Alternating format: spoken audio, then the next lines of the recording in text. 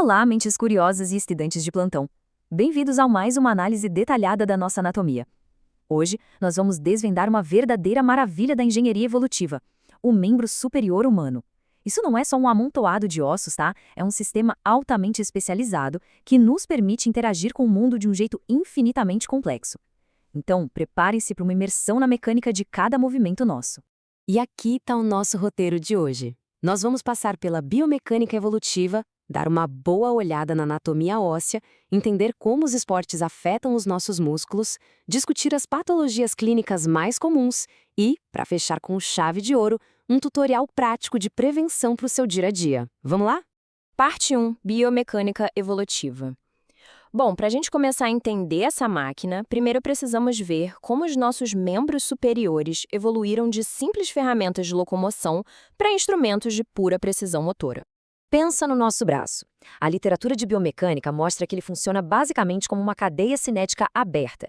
O que isso quer dizer na prática? Quer dizer que a nossa mão está livre para se mover no espaço. Diferente das nossas pernas, que aguentam todo o peso do corpo sofrendo compressão, as articulações do ombro e do cotovelo lidam o tempo todo com forças de tração e cisalhamento altíssimas. É essa exigência maluca que moldou cada centímetro da nossa anatomia por aqui. Ponto 2. Anatomia óssea. Vamos descer um pouco mais o nível e observar a fundação de tudo isso, os ossos que tornam essa complexidade toda possível. Olha só que fascinante a nossa clavícula. Ela tem essa forma clássica em S que não é por acaso não. Como um verdadeiro pilar de engenharia biológica, a clavícula funciona como uma escora mecânica. Ela é literalmente o único suporte ósseo direto que mantém o nosso ombro afastado do tronco, conectando de forma dinâmica o braço ao resto do corpo. E logo ali atrás a gente tem a escápula, esse osso achatado em formato de triângulo. Clinicamente falando, é incrível notar que ela serve de pontos de fixação para nada menos que 17 músculos diferentes. É exatamente essa arquitetura complexa que dá ao nosso ombro a maior mobilidade de todo o esqueleto humano, deslizando livremente sobre as nossas costelas. Avançando mais para o braço, chegamos no húmero, o osso mais longo da região. A cabeça dele, que é bem arredondada, se encaixa direitinho na escápula. E lá embaixo, perto do cotovelo, os côndilos dele formam uma dobradiça de precisão cirúrgica, controlando exatamente o quanto a gente consegue dobrar e esticar o braço. Tópico 3. Esportes e músculos. Agora, o X da questão é entender como essa estrutura toda aguenta o tranco quando a gente joga um esporte de alta intensidade. O nosso ombro paga um preço estrutural altíssimo por ser tão móvel. Em esportes de arremesso ou rebatida, pensa no tênis, no beisebol ou no vôlei, aqueles movimentos explosivos acima da linha da cabeça jogam uma força centrífuga gigantesca em cima do manguito rotador. E o tendão do músculo supraespinal é quem costuma sofrer muito com todo esse atrito e compressão repetitiva. Seção 4. Patologias clínicas.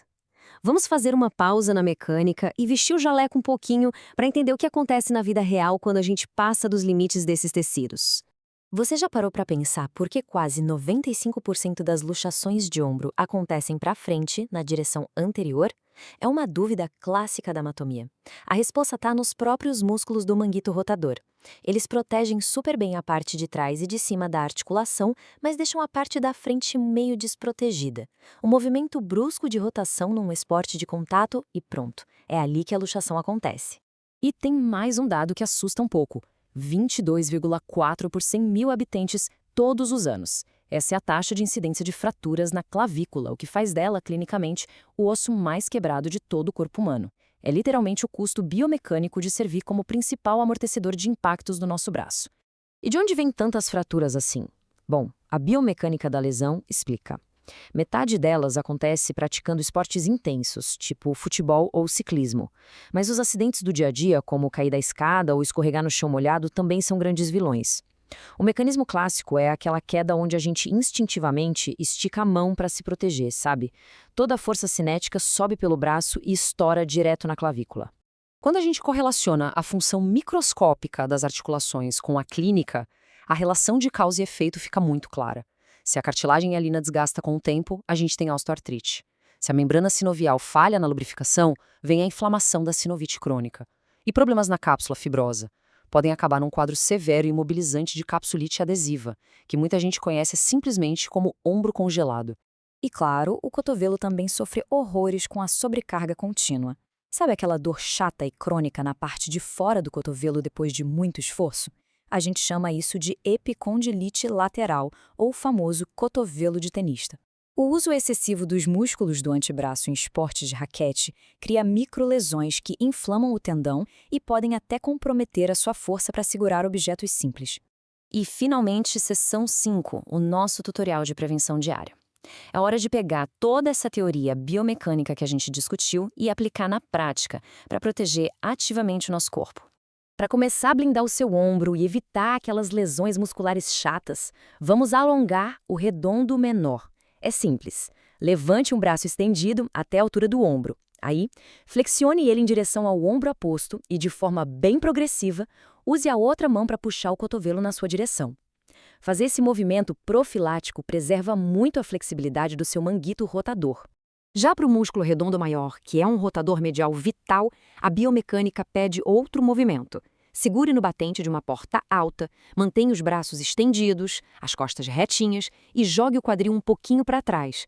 Essa tração suave com a ajuda da gravidade faz um trabalho terapêutico incrível para devolver elasticidade para o músculo.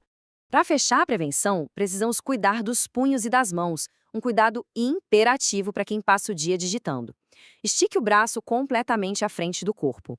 Depois, aplique uma tração suave, puxando um dedo de cada vez para trás. Por último, use a mão oposta para dobrar o punho inteiro para uma extensão leve.